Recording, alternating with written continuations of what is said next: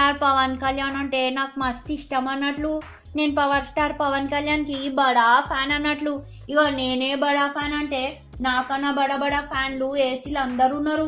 ఏ function కి వెళ్ళినా గదే మెగా హీరోల ఫంక్షన్స్ కి ఏ ఫంక్షన్ కి వెళ్ళినా ఆడ మస్తు లొల్లి పెడతారు. పవన్ కళ్యాణ్ అని మస్తు వదులుతారు. ఇక ఫ్యాన్స్ గింత లొల్లి చేస్తుంటే పవర్ స్టార్ మాత్రం పెద్దగా ఫంక్షన్స్ అటెండ్ గారు. ఎందుకు గారో మళ్ళా. అయితే ఇప్పుడు మాత్రం 100% ఫంక్షన్ కి అటెండ్ అవుతారని చెప్పి మెగా కాంపౌండ్ వర్గాలు చెప్తున్నారు. ఇక బిగ్ బి గదే మెగాస్టార్ చిరంజీవి 150th సినిమాతో మళ్ళీ మన అందరి ముందుకు వస్తున్నారు కదా. ఈ cinema audio release function December లో చేస్తారంట. ఈ ఫంక్షన్ మాత్రం power star Pawan Kalyan 100% attend అవుతారని చెప్తున్నారు.